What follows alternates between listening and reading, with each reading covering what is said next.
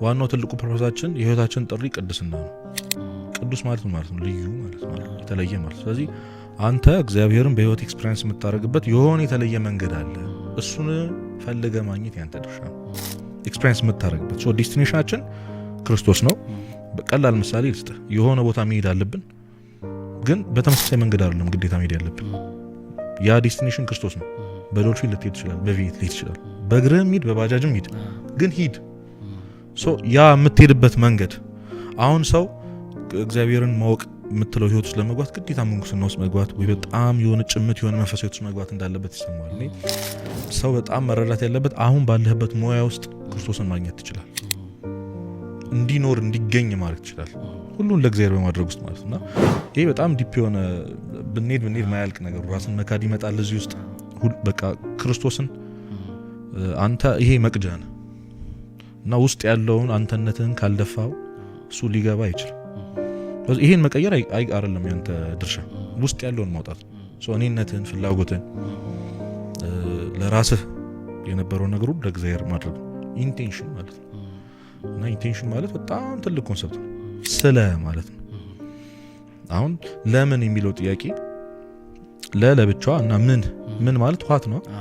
ዋይ ማለት ስለምን ብለህ ነው የምታረገው? ይሄንን ምክንያትህ ምንድነው ነው። ሶ ለእያንዳንዱ ለምታረጋቸው ለምትወስናቸው እኔ እናንተ ቁጭ ብለን እያወራን አይደል? ምንድነው? እሺ ስለማለት ያ ባይዘይ እንድትጸድቅም እንድትኮነንም ያደርጋል። አንድ ቦታ ላይ ቁጭ ብለህ ነገሩን እውነትም ውሸትም ያደርጋል፣ ልክ እንዲሆንም እንዳይሆንም ያደርጋል። ምሳሌ የምሰጥህ አሁን ሊቀ ነቢያት ቅዱስ ሙሴን ታሪኩን ስታነበው መጀመሪያ ነፍሰ ገዳይ ነበር፣ ሰው የገደለ ሰው።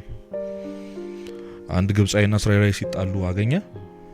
እሱ እኮ ግብጻዊ እኮ ነው፣ አይሁዳዊ እንደሆነ ያውቃል፣ እስራኤላዊ እንደሆነ ያውቃል። ግን ያደገው ዘፈሮን ቤት ነው። ሄዶ ለእስራኤላዊ አግዞ እጁ በጣም ትልቅ ስለነበር በአንድ ጥፊ ነው የገደለው ግብጻዊ። እና ምን አገባ ነው ያለው ያሰው እንዴ ያገላግልኝ ብያለሁ ነው። እና ያ በጣም ሰብሮት ያንን ሰው ቀብሮ ትቶ 40 ምናምን ዓመት ከዛ ተሰዶ ኖሯል ሙሴ። ከዛ ሌላውን በአዲስ ኪዳን ደግሞ ምሳሌ ስጥ ይሁዳን አስበው። ይሁዳ ደግሞ ክርስቶስን ስሞታል፣ ግን የሳመው ለካዶና አሳልፎ ለሰጣቸው ለአይሁዶች ምልክት ለመስጠት ነው። በእነዚህ በሁለት ሰዎች መካከል ልዩነት አለ፣ መግደልና መሳም።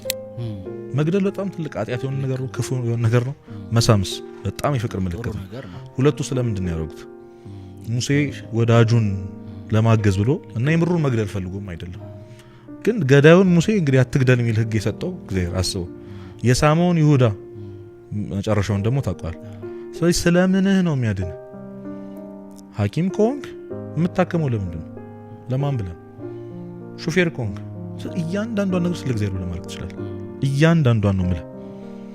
እና ለዛ ቅዱስ ጳውሎስ እንደውም በአንደኛ ቆሮንቶስ ላይ ብትበሉም ብትጠጡም አንዳች ነገር ሁሉም ነገር ብታደርጉ ሁሉን ነገር ስለ እግዚአብሔር ክብር ብላችሁ አድርጉት። ይሄን ማድረጌ እግዚአብሔርን ያከብረዋል። አሁን መንፈሳዊ ህይወት ላይ መዘነጥን እንዴት ታየዋለህ? ይሄ ጥሩ መልበስን እኔ አሁን በጣም ይከብደኝ ነበር። የሆነ ጊዜ በቃ አስተዳደጋችን ነው። ብዙ ልብስ ኖሮኝ ሳይሆን ትላንት የለበስኩትን ዛሬ መድገም አለ። ቢያንስ ግራ አጋባሃለሁ ወይ ሸሚዝ ቀይሬ ወይ ቲሸርት ቀይሬ የተለያየ ልብስ ምናምን እንደለበስኩ አድርጌ ላስመስል ይችላል። የሆነ ጊዜ ቅዱስ ዮሐንስ አፈወርቅ የእሱን መጽሐፍ በጣም በቃ በልጅነቴ ስላነበብኩ ባይጠፋኝም አሁን በእያንዳንዱ ጉዳይ ያለው ነገር ትዝ ይለኝ። ለዛ ነው ካፊ ማይጠፋ። እና አንተ ልብስና ጫማ ስትቀያይር በአንድ ልብስና በአንድ ጫማ ስንት ዓመት የቆየው ሰው አንተን አይቶ እግዚአብሔርን ያማራል አለና በቃ በጣም ነው የደነገጥኩት። እና ከዛ በኋላ ከበደኝ፣ የምርም ከበደኝና እግዚአብሔር የምር እንዲህ ነው ወይ የሚፈልገው? ደግሞ እሱ በጣም ኮንፊውዝ ያደርጋል። ትንሽ በዛ ከቆየ በኋላ ደግሞ ራሱ ቅዱስ ዮሐንስ አፈወርቅ ይመልስልሃል። ጥሩ መልበስን ስለ እግዚአብሔር ካረከውም ጽድቅህ ነው። ወጥቷል። ቢያንስ ክርስትናን አታሰድብ። ክርስቲያኖች ተብሎ እንዲወራ ታደርጋለህ። እግዚአብሔር እንዲከበርበት ታደርጋለህ። ቤተክርስቲያን አገልጋይ ነው። የእግዚአብሔር ልጅ ነህ አንተ፣ ልዑል ነህ፣ የንጉስ ልጅ ነህ።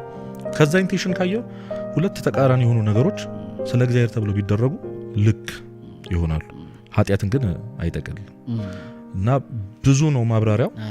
በእነዚህ ግን እኔ ተነሏል